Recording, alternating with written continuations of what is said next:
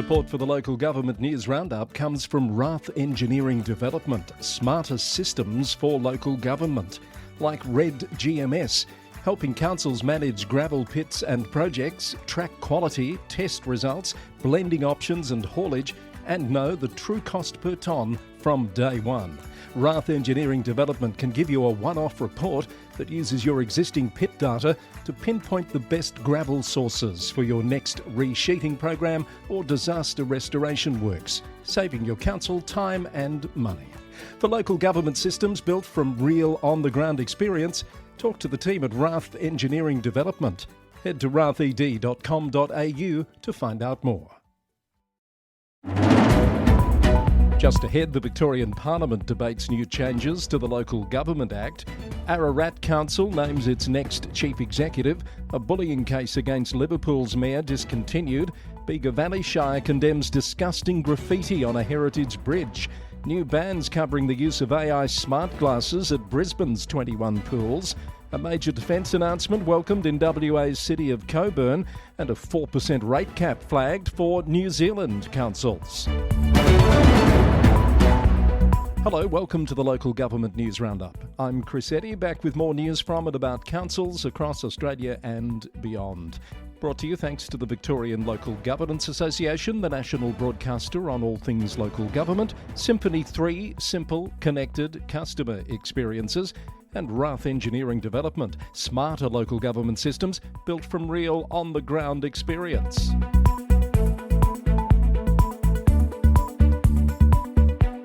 It's Wednesday, the 26th of August. Welcome wherever you're listening in Australia or around the world. A new bill to amend the Local Government Act in Victoria is being debated in the Parliament, with some amendments being circulated by the government and the opposition. It's understood a fix in response to the recent private prosecution crisis at Hepburn Shire Council will now be retrospective, which should also mean the reinstated councillors will have their withheld allowances reinstated. However, opposition moves to remove a requirement for CEOs to report vexatious conflict of interest accusations do not appear to have the support of the government. For ongoing commentary on the debate, I suggest you follow governance professional Rhys Thomas on LinkedIn. Ararat Rural City Council's new Chief Executive Officer has been revealed. Fung Au was announced at last night's council meeting as the successful candidate to succeed Dr. Tim Harrison. He's stepping down from the role after 8 years. Dr. Harrison announced his departure in June. Ms. Au has been the council's deputy CEO since last September and previously held senior strategic roles at Ararat and Northern Grampians councils. Mayor Bob Sanders said after the appointment decision last night that Ms. Au was an outstanding candidate who stood above the other candidates that were interviewed for the position. It's understood her appointment is for a 4-year term commencing on the 1st of October. In more Ararat news, Arradale Asylum has abruptly closed, with operators suspending all bookings and beginning to process refunds amid concerns about the site's upkeep and safety. The facility is the largest abandoned lunatic asylum in Australia and the venue for unique ghost tours that have proven a popular tourist attraction. Ararat Rural City Council says the closure will hit local tour operators and create immediate flow-on effects for accommodation and hospitality businesses. It says the issues surrounding the site are complex and that it remains committed to supporting the local business community. The City of Casey is calling on the state government to reimburse the costs of removing graffiti from state-owned infrastructure, according to a report from ABC News. Council data reveals that almost 1/3 of all vandalism cleared by local contractors occurs on public assets, such as rail corridors and road signage. Mayor Michelle Crowther has requested a cost-sharing arrangement to ensure ratepayer funds are protected while maintaining local amenity.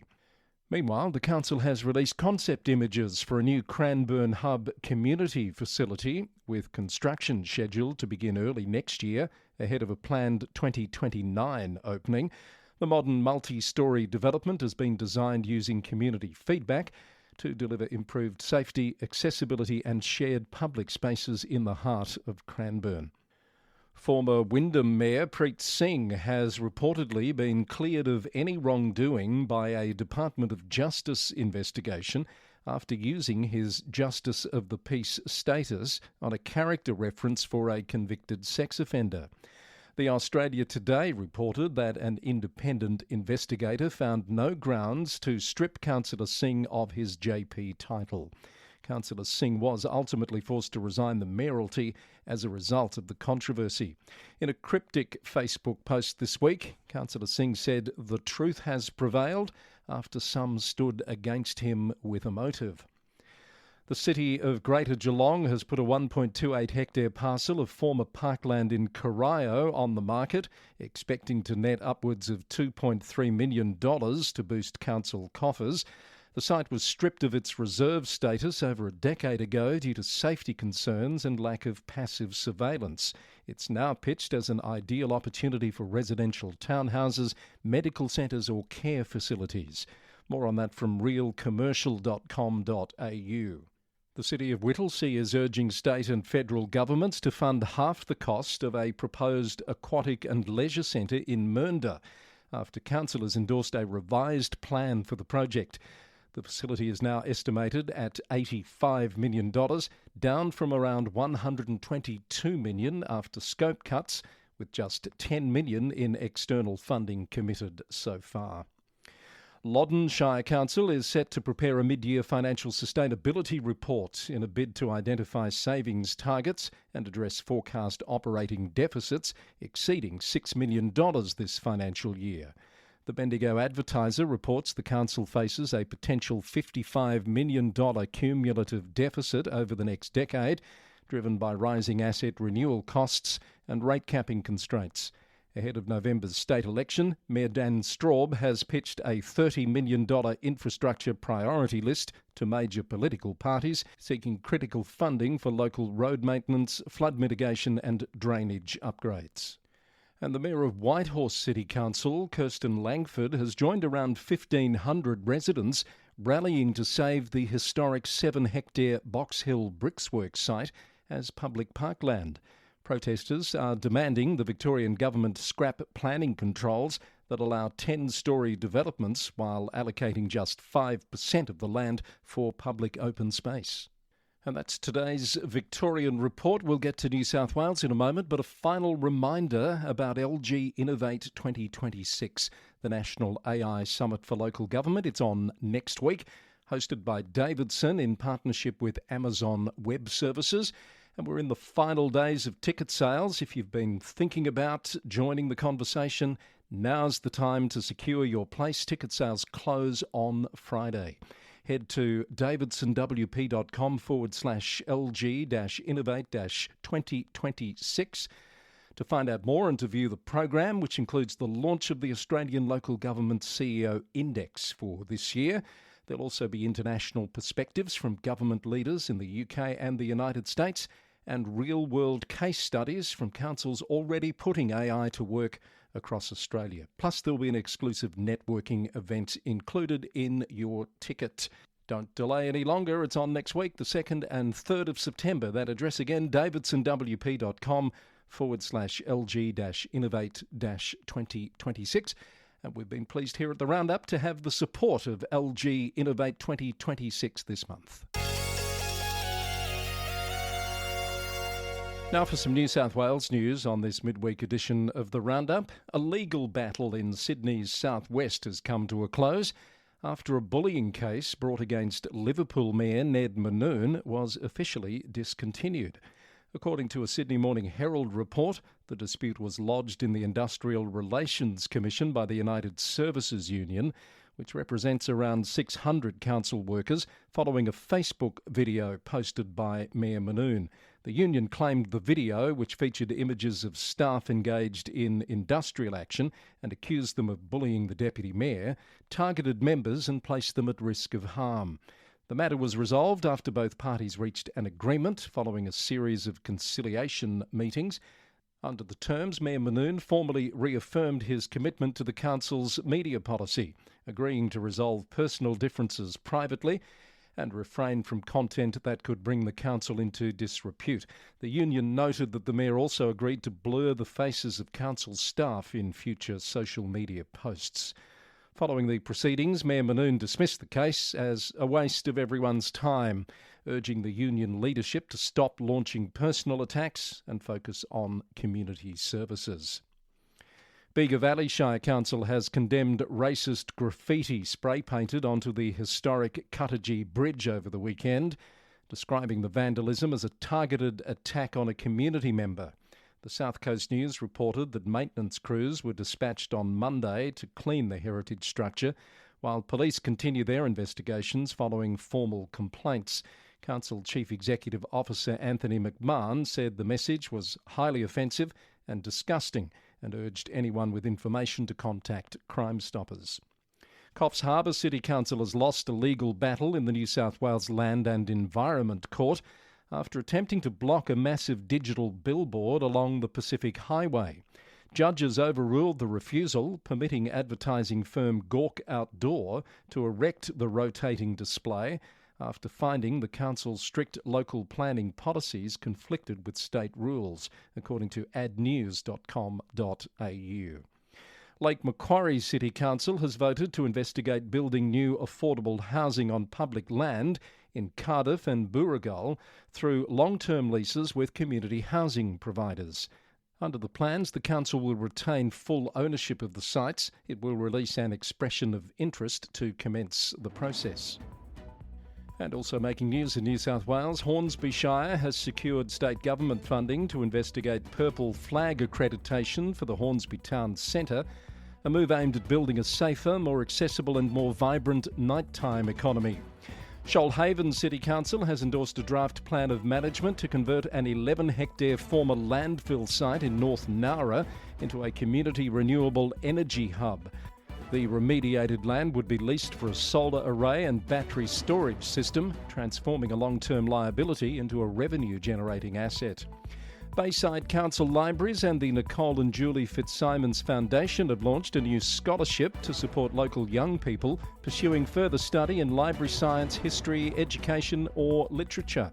The Julie Fitzsimons Library and History Scholarship offers a one-off $1,500 grant and is open to eligible Year 12 and undergraduate students living in Bayside. It will be awarded annually. The ACT government and the University of Canberra leaders have signed a refreshed civic partnership agreement committing to 6 shared priorities aimed at boosting the capital's knowledge economy and enhancing governance. The updated agreement establishes a direct line of senior leadership accountability, introducing measures such as minimum 40% elected representation on the UC Council and stronger alignment with local workforce skills needs. To Queensland next, and Brisbane City Council has introduced a blanket ban on non-consensual filming at all 21 of its public pools, targeting covert recording via AI smart glasses and other camera-enabled devices. Lifeguards under the authority of the council will soon be empowered to eject visitors who take photos or videos of others without explicit permission, according to ABC News. Cloncurry Airport could face operational downgrades this wet season unless an additional $10 million is secured to fully rehabilitate its damaged tarmac. Cloncurry Shire Council Mayor Greg Campbell says failure to obtain the extra funding could force restrictions on heavier jet aircraft, potentially disrupting vital fly-in, fly-out mining services across northwest Queensland. Industry Queensland reported the $10 million ask is needed to complete a broader $26 million upgrade of the airport. Ipswich City Council is harnessing artificial intelligence and smart technology to revamp local infrastructure. It's using AI-equipped garbage trucks to spot and fix thousands of potholes while rolling out automated weather-responsive sprinklers at 14 local parks. The council says the tech push has already slashed pothole complaints by over 40% and significantly reduced wasted water across the city's sporting fields. Down to Tasmania, and a developer who's also a Northern Midlands councillor, Andrew McCulloch, is threatening legal action against Burnie City Council after his expression of interest to purchase land at Cooey Point was rejected. The Advocate reported that Mr McCulloch offered over $6 million to build a hotel and precinct at the site, claiming he was previously led to believe he held the preferred submission. Council General Manager Shane Crawford says no agreement exists with any party, and councillors are set to vote on placing the parcel of land on the open market. Georgetown Council has voted 6-1 to approve a proposal for a 288 megawatt AI data centre at Long Reach, despite receiving hundreds of public objections and a 6,000 signature petition against the development.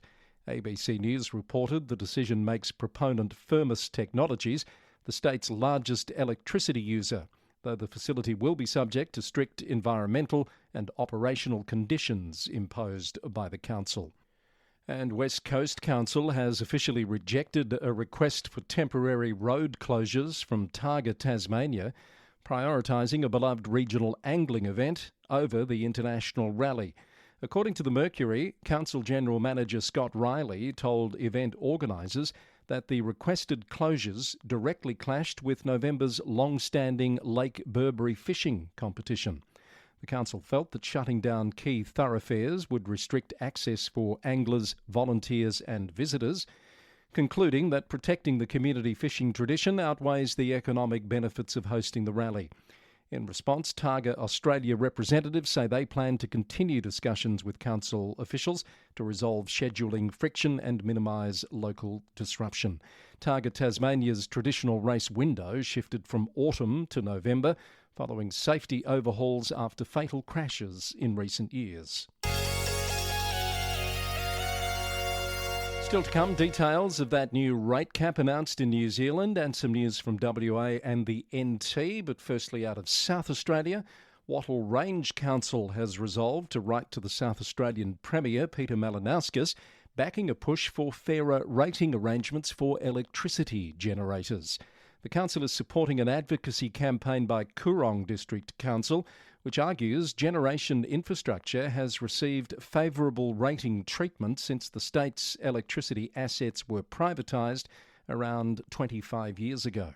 An LGA SA report estimated councils are foregoing about $6 million annually in potential rates revenue.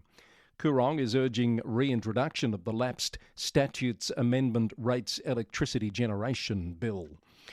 In the NT, police have issued a caution to a 36-year-old man following an investigation into death threats made against Alice Springs Mayor Asta Hill. The threats followed public criticism over a decommissioned council tent being used during a protest at Pine Gap.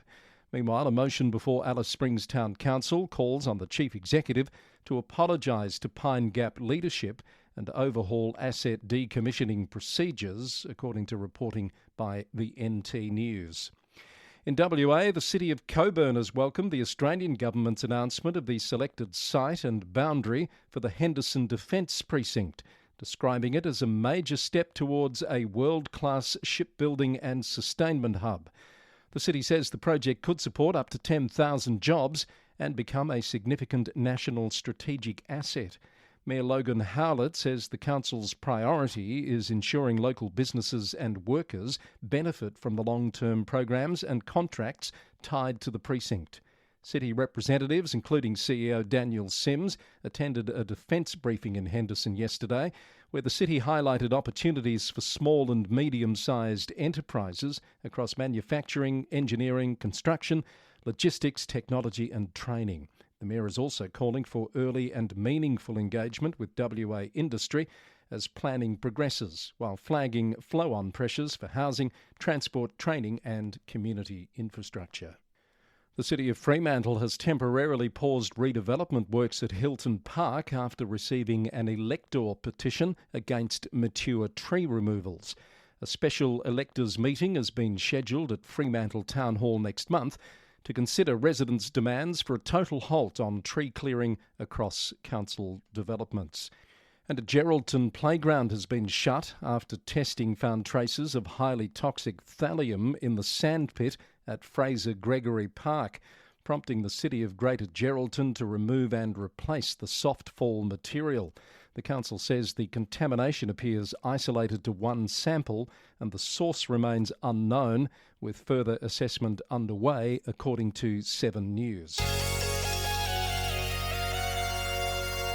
You're listening to the Local Government News Roundup. It's Wednesday the 26th of August. This is edition number 633, brought to you by the Victorian Local Governance Association, with support from Symphony 3 and Rath Engineering Development, and this month support from LG Innovate 26, the Local Government AI Summit on in Melbourne next week. Details at davidsonwp.com. Now for some international news, and we'll go to New Zealand, where the local government minister Simon Watts has this week announced the government plans to cap annual rate increases to a maximum of 4%. While he says the cap will put a brake on excessive rises, he has confirmed the policy will only save the average household about $34 a year. RNZ News reported the legislation won't be introduced until next term, with full implementation to kick in for 2029. Sector advocates warn the measure will severely hamper local infrastructure funding, though it's understood exemptions will be considered for severe disasters and where prudent financial management can be demonstrated. Gore District Council has withdrawn support for the government's Head Start process, voting instead to let residents decide the future of local government amalgamation. The council resolved to back the Local Government Commission process to ensure any proposed merger between Gore and Southland districts undergoes thorough public investigation. Ultimately, any final reorganisation plan will be put directly to a community referendum, giving affected residents the ultimate say at the ballot box. Regional mayors across New Zealand are voicing sharp disappointment after the National Party ruled out introducing a proposed bed tax to help fund local tourism infrastructure. RNZ News reports that Auckland Mayor Wayne Brown and Queenstown Lakes Mayor John Glover accused the government of walking back key regional agreements, warning that local ratepayers will continue to shoulder the financial burden of heavy visitor traffic. Prime Minister Christopher Luxon has defended the move under a no new taxes pledge, insisting the government remains committed to supporting tourism regions through alternative funding options. In the UK, proposals presented by the British Prime Minister could soon grant devolved mayors new powers to call in local planning decisions and bypass traditional approval processes for major housing and commercial developments. The Guardian reports that the policy targets projects exceeding 150 homes, commercial spaces over 15,000 square metres, or buildings taller than 30 metres, allowing regional leaders to either greenlight or block developments independently. While 10 devolved mayors support the reform to accelerate national housing targets, the Liberal Democrats have criticised the plan, claiming it strips authority from local councils and undermines community decision-making. Derby City Council has convened a rarely used investigating and disciplinary committee to scrutinise officer conduct following media reports of misconduct and the departure of its former chief executive. BBC News reported that the authority has labelled the allegations inaccurate and misleading. A separate internal review into governance processes remains underway. Suffolk County Council is expanding its rollout of artificial intelligence tools to social work staff, following a pilot scheme that reduced administrative assessment times from 3 hours to 45 minutes. According to the BBC, the software records and transcribes client interviews, though sector experts warn the technology must not replace human clinical analysis or serve as a shortcut to bridge budget shortfalls. A BBC survey found nearly all English councils are incorporating AI strategies into their upcoming efficiency targets. And finally to South Korea, where the government and ruling Democratic Party are drawing fire for appearing to sideline the Mayor of Seoul, Oh Si-hoon, in a new housing supply push. It includes a plan to shift redevelopment authority for smaller projects to district chiefs. A particular flashpoint is Yongsan Park, a 76,000 square metre urban green space in downtown Seoul. A recent survey found 2 out of 3 Seoul's citizens oppose public housing on the site.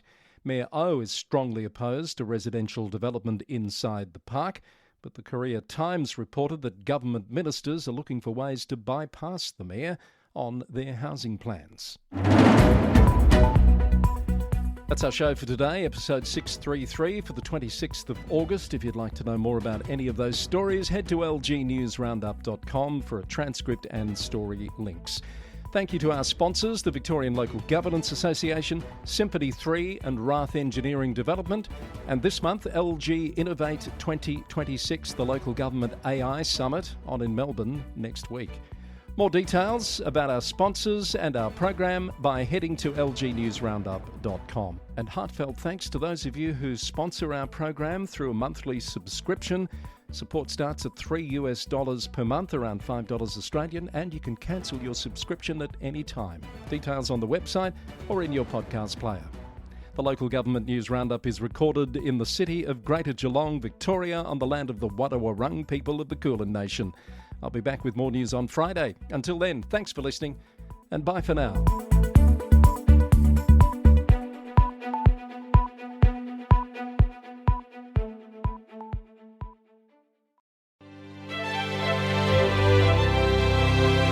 Local government teams shouldn't have to waste time on manual data entry into outdated systems. With Symphony 3 Smart Glue, you don't have to. You can automate repetitive tasks, eliminate double handling, and connect legacy systems with ease. Smart Glue helps councils streamline operations, reduce errors, and deliver better services without replacing your existing systems. It's time to build smarter, more connected local governments. Learn more at www.symphony3.com. Symphony 3, supporters of the Local Government News Roundup.